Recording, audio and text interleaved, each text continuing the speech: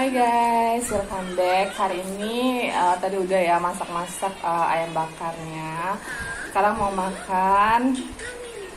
Nah, tapi abis makan ini ntar sore kita mau belanja buat bulan puasa, persiapan bulan puasa. Sekarang makan dulu ya guys. Tuh, sambalnya ini. Kecap, bawang merah, tomat, sama irisan cabai aja.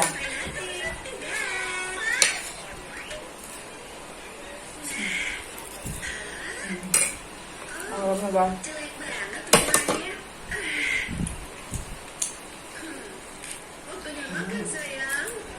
Mantap lah sayang.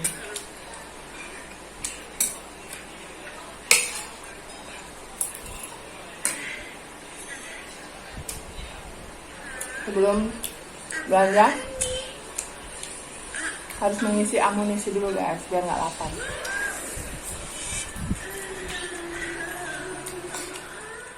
Oke guys, tadi kita udah makan. Sekarang aku mau cerita mengenai suka duka menjadi seorang YouTuber pemula. Tapi sebelum itu aku mau kasih tahu sedikit info ya, bahwa aku itu sebenarnya udah mulai nge-YouTube itu 1 tahun yang lalu gitu. Tapi baru aktif lagi tuh sekarang di bulan Februari gitu, sampai sekarang.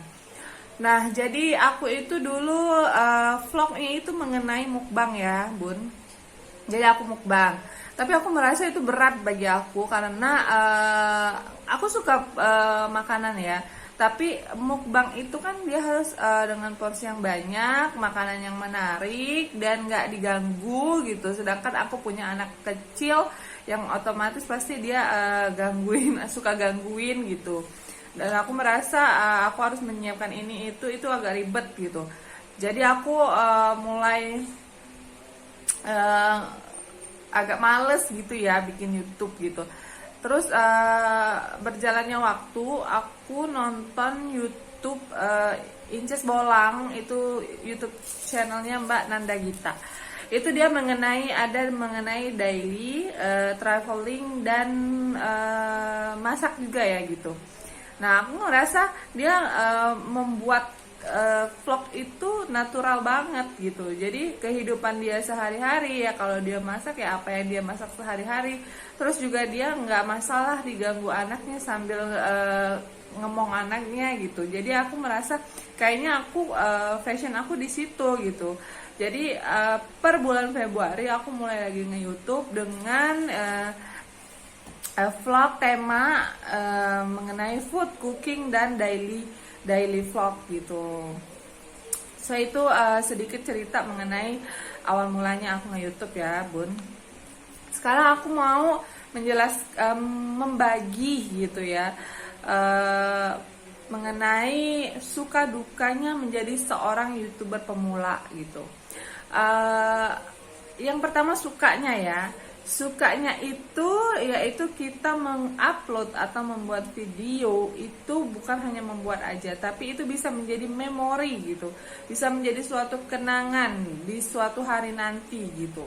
Jadi misalnya aku kayak daily gitu, aku pergi ke mana itu bisa menjadi kenangan bahwa aku pernah ke sana atau aku pernah masak apa gitu, itu bisa menjadi kenangan bagi aku gitu. Itu yang pertama. Yang kedua itu bisa membuat kita menjadi lebih luwes gitu, cara bicara kita, cara kita ngomong gitu. Karena aku jujur aja, aku ini bukan orang yang pede buat bicara, walaupun hanya di depan kamera, tapi aku bukan orang yang sepede itu gitu guys gitu. Jadi karena sering membuat vlog atau membuat video, maka kita akan terbiasa, lama-lama kita akan terbiasa gitu. Ya bisa dilihat lah ya, video-video aku itu masih belibet banget gitu ngomongnya. Sampai sekarang juga aku masih sangat-sangat amat belajar gitu. Jadi masih proses gitu ya, guys gitu. Terus yang ketiga gitu, sukanya itu kita itu bisa menambah kegiatan yang lebih positif gitu. Kegiatan positif gimana? Kalau ibu-ibu kan kalau nggak ada kerjaan tuh kebanyakan gibah ya bun. Tapi aku tuh orangnya nggak terlalu sering buat berkumpul atau keluar ngobrol main atau itu nggak. Aku tuh orangnya lebih seneng di rumah aja gitu, ngurusin anak, atau aku istirahat, atau aku nontonin YouTube gitu, daripada aku harus keluar gitu atau gimana. Bukan aku sombong atau nggak mau bersosialisasi, tapi memang aku orangnya kayak gitu ya bun. Nah, menambah kegiatan yang positif terus juga bisa menghasilkan sesuatu kreativitas gitu yang bisa bermanfaat kelak buat kita gitu. Jadi lebih baik melakukan hal yang bermanfaat aja ya bun ya. Itu sukanya. Terus juga ada dukanya. Nah, kalau dukanya ini yang pertama itu kalau aku pribadi ya, ini dari pandangan aku pribadi gitu. Sebagai YouTuber pemula sangat amat minim gitu alat untuk nge-vlog, alat-alatnya gitu ya. Nggak tahu ya kalau YouTuber pemula yang punya banyak uang gitu, dia bisa beli kamera yang bagus, bisa beli alat-alat, pokoknya alat-alat nge-YouTube yang bagus gitu. Tapi kalau untuk aku pribadi gitu, mungkin ada lah ya sedikit gitu kalau memang kalau mau beli. Cuman aku mikirnya aku ini baru pemula gitu, jadi aku harus menghasilkan dulu gitu, jadi baru bisa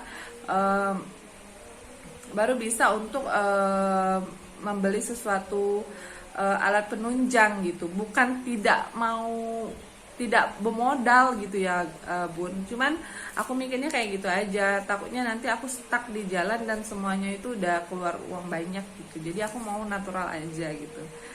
Terus yang kedua itu menjadi YouTuber pemula itu up and down ya. Itu kalau kita yang nontonnya sedikit sama subscribernya nggak nambah-nambah, itu benar-benar bikin down. Kalau untuk aku pribadi benar-benar bikin down, dan dulunya ya benar-benar bikin down dan bikin kepikiran gitu dulunya. Tapi kalau untuk sekarang aku lebih ke ya udah deh gitu, jalanin aja gitu. Kalau memang rezekinya di sini itu nggak kemana. Yang penting kita tekun, maksudnya tuh tekun dan bulatin tekad kita gitu buat konsisten upload video, memperbaiki setiap video kita gitu. Jadi itu aja ya bun ya. Terus yang ketiga itu omongan orang ya. Kenapa aku bilang omongan orang? Karena aku tuh banyak nonton YouTube juga, dari YouTuber yang mulai dari nol gitu sampai dia sukses, itu banyak mengalami omongan dari orang gitu, cemoohan dari orang gitu. Kalau aku pribadi sih sebenarnya belum ya, dan jangan sampai gitu, karena mungkin itu juga bikin down gitu. Tapi ya itulah proses tadi ya, kita harus sangat-sangat menghargai proses yang kita jalanin, karena nantinya aku percaya dengan apa yang kita jalani, proses yang kita jalani, seberat apa proses itu, kita akan dibayar dengan imbalan yang lebih baik lagi juga gitu. Oke bun, itu aja suka dukanya menjadi YouTuber pemula. Kalau misalnya ada yang nggak sependapat sama aku, itu ya aku mohon maaf ya, karena ini dari sudut pandang aku pribadi gitu. Oke, sampai di sini aja. Semoga bermanfaat buat teman-teman, buat semuanya. Jangan lupa di subscribe, di like, di komen YouTube channelnya di Ari Bunda Vin. Assalamualaikum.